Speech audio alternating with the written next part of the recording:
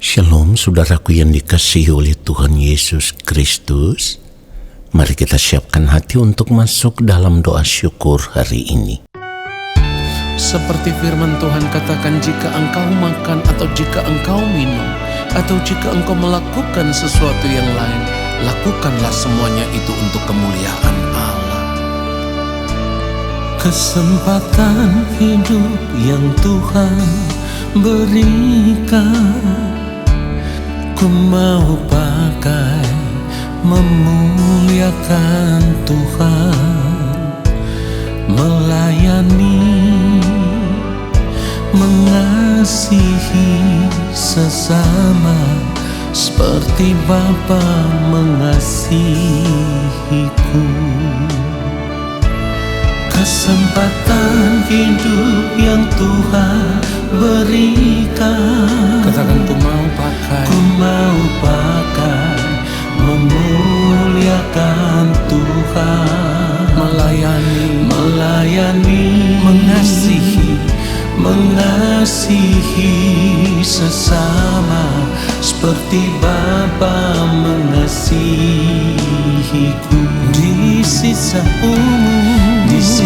umur hidupku, selama ku masih kuat, apapun yang ku perbuat, apapun yang ku mau menyenangkanmu, ku mau menyenangkanmu, menjadi roti terpecah, menjadi anggur tercurah, menjadi berkat bagi sesama.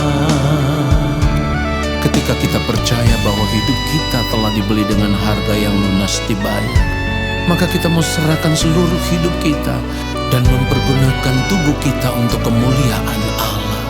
Katakan, kesempatan hidup. Kesempatan hidup yang Tuhan berikan, ku mau pakai memuliakan Tuhan. Katakan, melayani, mengasihi, haleluya, seperti Bapa mengasihiku. Di sisa umur hidupku, selama ku masih kuat, apapun yang ku perbuat, ku mau menyenangkanmu, menjadi roti terpecah, menjadi anggur tercurah, menjadi berkat bagi sesama. Kita mau katakan sekali lagi, di sisa umur hidupku, selama ku masih kuat, apapun yang ku perbuat, katakan, ku mau menyenangkanmu, menjadi roti terpecah, menjadi anggur tercurah, menjadi berkat bagi sesama, menjadi berkat bagi sesama, menjadi berkat bagi sesama. Biarlah segala hormat dan kemuliaan hanya bagi Tuhan saja. Haleluya.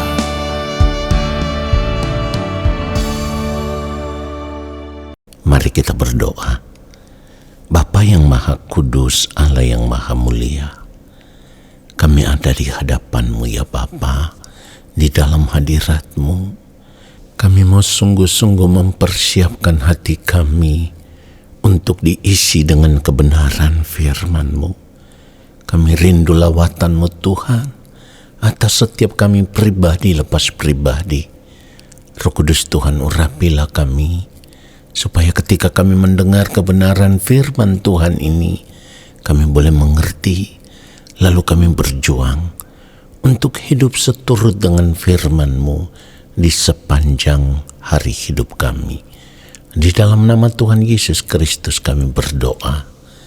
Amin. Saudara yang dikasihi oleh Tuhan Yesus Kristus, Suatu saat nanti, ketika sudah berada di balik kematian, percayalah, ada begitu banyak orang baru menyesali perjalanan hidupnya di dunia ini. Di saat itulah, banyak orang baru menyadari mengapa mereka tidak mempersiapkan dengan serius kehidupan kekal mereka sejak masih hidup di dunia ini. Saudaraku, banyak orang baru akan tersadar ketika berdiri di pengadilan Tuhan. Dan saat itu, Tuhan akan berterus terang.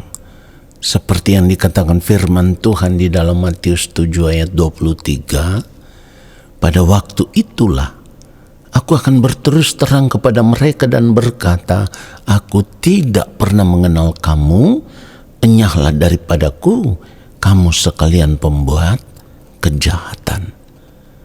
Bagi saya ini sangat mengerikan. Sangat mengerikan karena ketika sudah berdiri di hadapan pengadilan Allah, sudah tidak ada lagi kesempatan untuk merubah diri. Sudah tidak ada lagi kesempatan untuk bertobat. Sudah tidak ada lagi kesempatan untuk diampuni. Ini yang sangat mengerikan. Karena keadaan itu sudah tidak bisa diubah lagi. Jadi sekali lagi saya harus katakan ini sangat mengerikan, saudaraku. Mendengar khotbah atau renungan seperti ini, mungkin ada begitu banyak di antara kita yang mengatakan bahwa hamba Tuhan itu kerjanya hanya menakut-nakuti orang. Saudaraku, ketika saya mengatakan akan hal ini, tidak ada sesuatu yang menguntungkan bagi diri saya secara pribadi. Karena secara pribadi saya pun berjuang untuk bisa ditemukan berkenan di hadapan Allah Bapa di sorga. Firman Tuhan sendiri mengatakan bahwa untuk menjadi berkenan itu kita harus berusaha. Jadi tidak ada untungnya bagi diri saya sendiri. Tetapi sebagai hamba Allah, saya harus mengatakan akan hal ini supaya ini bisa menyadarkan setiap kita. Kita harus benar-benar mempersiapkan diri untuk menghadapi kehidupan kekal. Kalau banyak orang yang mengelak, yang memiliki prinsip Allah itu baik, jadi pasti Allah akan mengampuni dan akan menyelamatkan ketika kita sudah berada di balik kematian. Saudaraku, dengar ini. Sebelum kita ada di dunia ini, Allah Bapa di sorga itu sudah membela kehidupan kekal kita. Saya ulang sekali lagi, sebelum kita ada di dunia ini, Allah Bapa di sorga itu sudah membela hidup kekal kita. Tetapi persoalannya adalah ketika kita tahu di dalam Yesus Kristus kita ditebus supaya kita bisa menerima janji memperoleh hidup yang kekal, maka kita harus berjuang. Selama kita masih hidup di dunia ini, kita harus berjuang mengerjakan keselamatan itu dengan takut dan gentar. Itu yang firman Tuhan katakan. Di dalam Filipi pasal 2, kalau kita membaca ayat 12 dikatakan, hai saudara-saudaraku yang kekasih, kamu senantiasa taat. Karena itu tetaplah kerjakan keselamatanmu dengan takut dan gentar. Bukan saja seperti waktu aku masih hadir, tetapi terlebih pula sekarang waktu aku tidak hadir. Saudara perhatikan itu. Dari kebenaran firman Tuhan ini, kalimat penting yang harus kita garis bawahi adalah tetaplah kerjakan keselamatanmu dengan takut dan gentar. Kalau dikatakan tetaplah kerjakan keselamatanmu, itu artinya setiap saat, di dalam setiap detik waktu hidup yang Tuhan berikan bagi kita, kita harus melihat kesempatan hidup yang Tuhan berikan bagi kita itu adalah kesempatan untuk merubah diri, kesempatan untuk terus menjaga kesucian hidup, kekudusan hidup, kebenaran hidup. Sebab jika tidak, dapat dipastikan kehidupan kita tidak berkenan kepada Allah.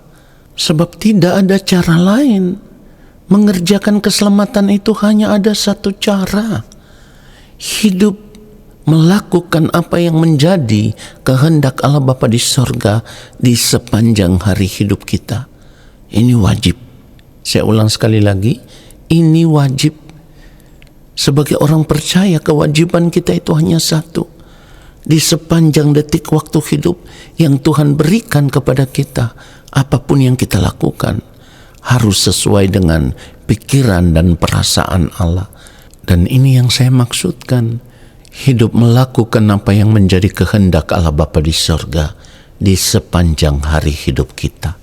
Kalau kita tidak bersedia hidup melakukan kehendak Allah Bapa di sorga di sepanjang hari hidup kita, itu artinya kita ceroboh, saudaraku. Saya katakan sekali lagi, itu artinya kita ceroboh.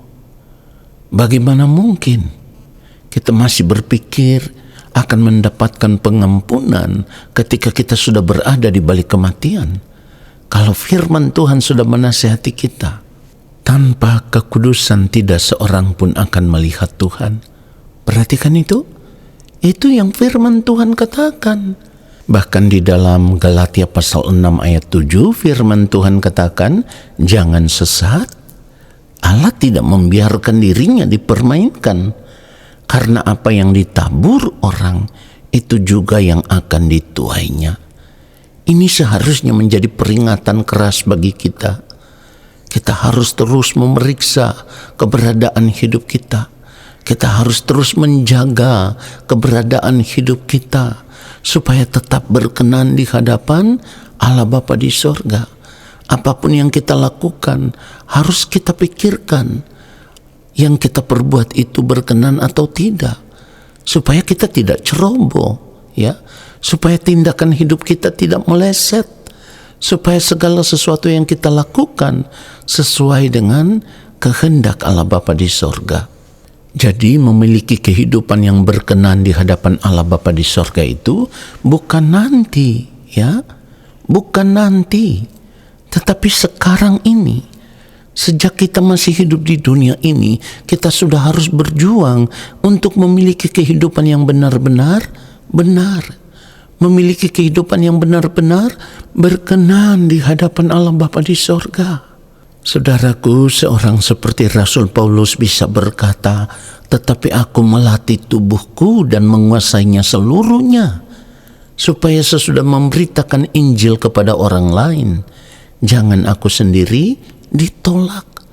Dari pernyataan ini kita bisa melihat ada rasa gentar yang begitu kuat di dalam diri seorang seperti Rasul Paulus, padahal segenap hidupnya dipersembahkan untuk melayani pekerjaan Tuhan. Apa yang dia lakukan semuanya untuk kemuliaan Tuhan.